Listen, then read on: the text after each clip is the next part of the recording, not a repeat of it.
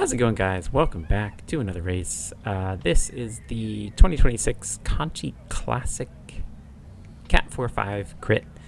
And as you can see, I am running the 360 cam again. I'm kind of liking this setup. Kind of mount it right to the computer mount. Stick the computer in the back pocket, and yeah, not look at it. Don't have it scream at me. But as you can see, as I pan around, there are a lot of guys in this race. There are like almost 70 starters, or like 68, 69 starters, and I am in the back because the start did not go as I planned. But that's okay. So I know that I have to move up like right away. And yeah, I'm actually doing okay at that. So like, I think anyway, I do a pretty good job on this first lap. The race does not go as planned. You will see that in a minute. But yeah, so you can see that, you know, there's, I would just say like gaps, but there's like people are just like spread out all over the course, and we'll talk about the course in a bit too. But you know, I think this first lap I do a pretty good job of like kind of moving up. So you know, I made up a bunch of places on that first little straightaway, and you know, I could have scrolled back. Like I'm still towards the back, so you can see the front going around that corner there. But you know, the little uphills. So there's like a little uphill here, and you know, past some guys here.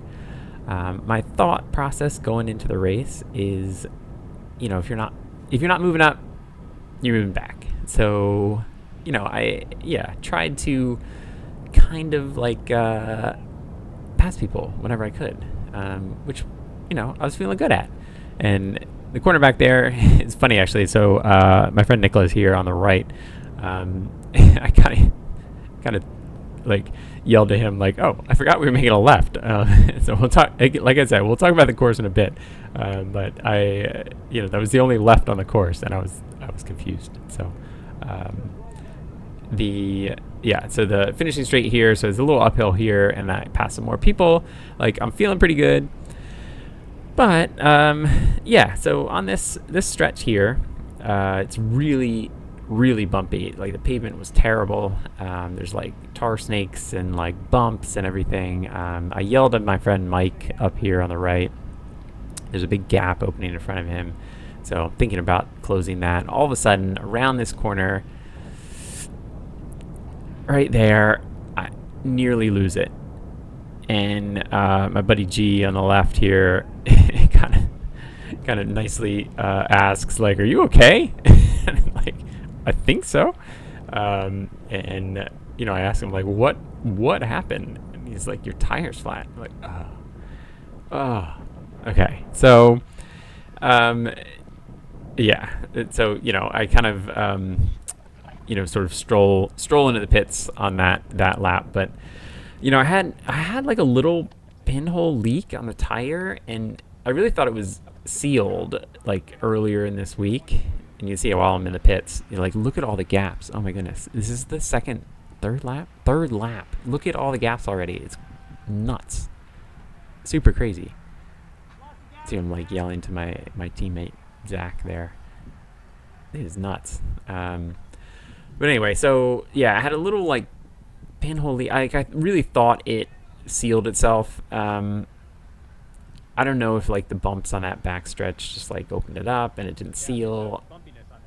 I don't really know. But anyway, so I nearly lose it in that corner. I'm glad that I didn't, for my sake and for G's sake. It was right behind me. So so I take my lap. The pits were, he was really good. He changed the rotor actually, put me on one of the stock wheels, and he lets me back in. But as I said, like they're like massive gaps already, like 3 or 4 laps into this race. So my buddy Mike is going around that corner now, and you know, I was right behind him when I got that flat. So I'm a little bit further back. So when I start off again, I just chase like absolute banshee, trying to catch somebody, I think. So yeah, so we go into the corner again, and I'm a little like skeeved out already because you know, like I nearly wiped out the first time going through this corner, or second time going through this corner. But anyway, so I'm, you know, still like fresh legs. It's basically like lap 1 again for me. So, you know, I passed some guys, and I think, do an okay job. The other thing that I did in this race that I haven't really done before is, you know, kind of like shout out my positioning to like people that I'm kind of passing. Let's say like on your left, on your right, and people like give you space, which is sort of mind blowing. You know, I guess at our level, like it's not worth like protecting that line sort of thing. So it's one of those things that they say like, oh, I'm on your left, and they'll like move over to the right, and I'll just give me space to pass, which is, it's kind of cool, I guess.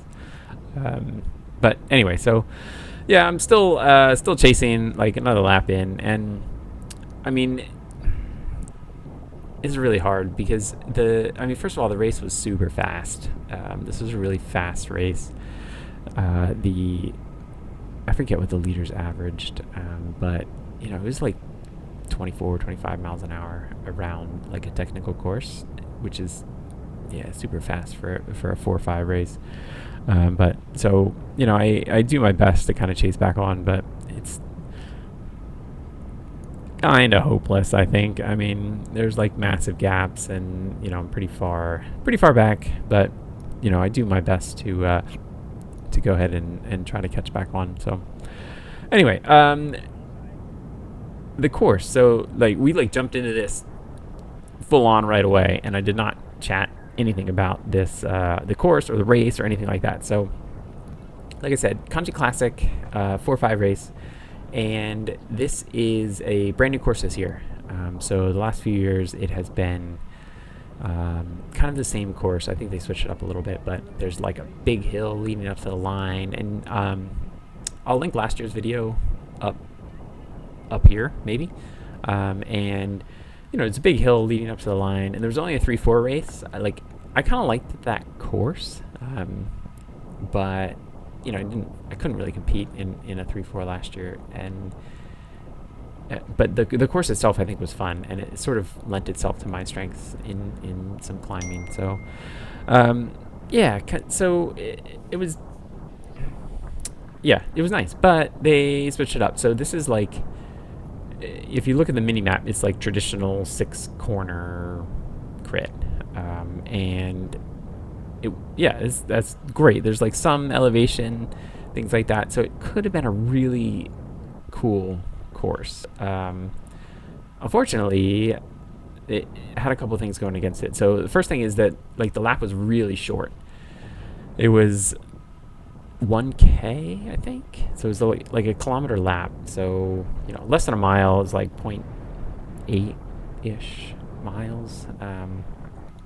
And they really like thinned down the lane. So this street here, the finishing straight, is on Lafayette Street, and it's like 4 lanes wide with parking on the side. So it's a massive street, and they really like cut it down. So that last turn there, they really like kind of shrunk that turn, unfortunately. So yeah, I mean, it was, I don't know, I guess the turns were okay. Like, it wasn't super technical. There were just a lot of them, so it was really hard to get into any kind of like rhythm and pass people. Like, you know, the finishing straight and then this straight here were really the only spots where you could pass. And this straight here, the pavement was terrible, like bumps everywhere. You know, kind of like torn up in the middle of the road. That's not the organizer's fault, obviously. You know, it looks like they had done some road work in the middle there, so you know, they didn't know that was happening. But yeah, so it was really difficult to kind of like get into a rhythm and pass people on a consistent basis. So, you know, our chase here was like sort of I don't know, futile, I would say, because it was tough. There's some elevation change. The like finishing straight away, there's some uphill here. and you can see, I'm like slowly reeling in. I think it's my buddy Mike in front of me, so like I'm slowly reeling them in. But at this point, it's kind of like, all right, well, we're just kind of tailing off the end. Like there's no way we're catching that leading pack. So I know it's kind of just a matter of time, unfortunately. My my spare wheel as well. So I run pretty low pressure. I think I like brought these guys up to this little group too. But anyway, I run pretty low pressure on my wheel. Like I run at 32 mil on the back at like 55-ish psi, and I think he gave me like a 25 mil tire on the back of this wheel at like 100 psi or something. So it felt like I was riding a like solid rubber rim. But I mean they did a good job. Like I'm thankful that they swapped wheels and even swapped rotors. My rotor was a different size, so I had to swap those. So I mean they did a great job. But it's just just different. Anyway, so I don't remember what I was saying. So something like almost 70 guys started. Like 69 guys started this race, and the leaders were out. They were so fast and so strong in this race. It's like inspiring, but just crazy. And I think something like 25 finished. So like 25 finishers out of almost 70 guys. So it was really, really tough. So I was kind of doomed as soon as I kind of got my flat, and I'm just dangling here on the back. Some numbers, like I did actually pretty well with some of, but really just had no hope of catching back on. And which is kind of a shame, because I was excited about this race. I hadn't raced in a while, a few weeks anyway.